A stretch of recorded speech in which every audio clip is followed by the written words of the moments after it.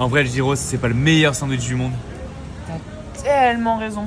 On attaque la deuxième partie de notre trip en Grèce, direction chaleur et soleil pour ce mois de novembre, le Péloponnèse. Les paysages sont magnifiques, beaucoup d'arbres fruitiers et surtout des oliviers. D'ailleurs, un gentil monsieur nous offre 4 litres d'huile d'olive comme ça. Et croyez-moi, elle est délicieuse. On a pas mal roulé pour avoir le temps de tout faire tout en gardant nos habitudes. Manger, goûter toutes les spécialités, courir, travailler et prendre l'apéro le week-end. Les petits villages sont vraiment trop mignons, mais un peu compliqué d'y flâner tranquillement quand tu as Sati et à peu près un chat au mètre carré. Mais parce que la vie en van n'est pas toujours rose et pailletée, notre pompe à eau a décidé de nous lâcher dans le seul endroit où il était impossible de la changer. On s'est pris pluie et orage sans répit au même moment. Génial. Alors pendant une semaine, on fait sans. Système D pour la vaisselle et douche au stade ou sur la plage. Et on a quand même réussi à se doucher tous les jours, soyez rassurés. Et d'après vous, qu'est-ce qu'on fait pour se réconforter? Bah on mange, tout en découvrant Kalamata, grande ville au bord de la mer, connue pour ses olives et son grand marché. Alors direction ce fameux marché, local pas cher et immense. On s'arrête dès qu'on voit quelque chose qui nous donne envie, puis on s'achève en mangeant la meilleure moussaka de notre vie. Après une petite sieste, on enchaîne avec l'apéro. Et encore un gyros, oui, désolé. Et l'occasion d'échanger avec des jeunes grecs, toujours très contents de parler avec des étrangers. Pour finir cette découverte du Péloponnèse, on se rend à Elea Beach, un des points les plus au sud de l'Europe. C'est une immense plage de 3 km de long, où se retrouvent les vannes pour passer l'hiver. On y fait des rencontres et qui on partage une soirée au bord du feu. Que ça fait du bien. Et c'est à cause de notre pompe à eau qu'on doit partir après seulement 24 heures et ça restera l'un des regrets du voyage. Une fois la pompe préparée, on décide de prendre le ferry pour l'Italie, car après 2 mois en Grèce, il est temps d'avancer. C'est un énorme coup de cœur pour ce pays et pour les Grecs et pour leur nourriture bien sûr.